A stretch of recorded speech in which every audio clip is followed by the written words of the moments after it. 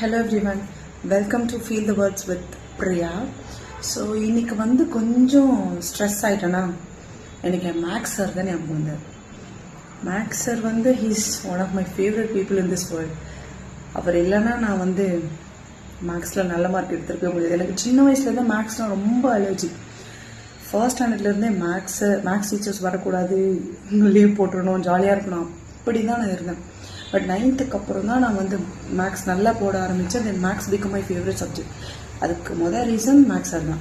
So ஒவ்வொரு வாட்டி நான் சம் போடும்போது எனக்கு சம்டைம்ஸ் ஆன்சர் வராது.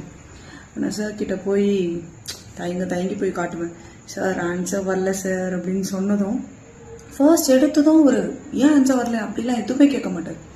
ஸோ ஃபர்ஸ்ட் எடுத்ததும் ஃபார்முலா கரெக்டாக எழுதியிருக்க, ஸ்டெப்ஸ்லாம் கரெக்டாக இருக்குது, பரவாயில்லையே, ஆன்சர் மட்டும்தான் வரல, ஸோ இன்னும் ஒரு வாட்டி ட்ரை பண்ண ஆன்சர் வந்துடும் அப்படின்னு சொல்லிட்டு என்ன அனுப்புவார்.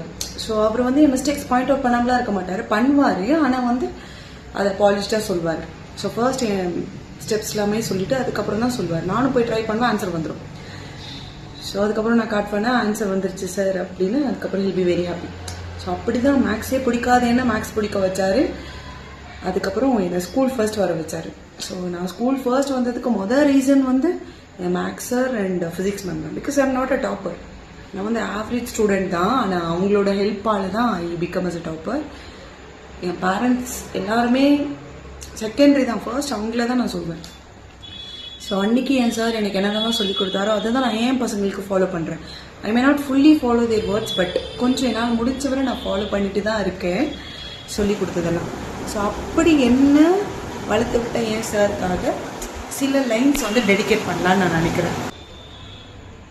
கை நிறைய சாக்பீஸ் துகள்கள் நிறைந்து, கரும்பலகை முழுவதும் எழுத்துக்களும் கணக்குகளும் நிறைந்து, வாய் ஓயாமல் சொல்லிக்கொண்டே வகுப்பு நேரம் முடிந்தும், அடுத்த வகுப்பின் 5 நிமிடத்தையும் எடுத்தும், மனம் நிறையாமல் இன்னும் ஒரு கணக்கு மட்டும்தான் என்று தொடரும் கணித ஆசிரியர்கள் உண்மையிலேயே வரம் பெற்றவர்கள்.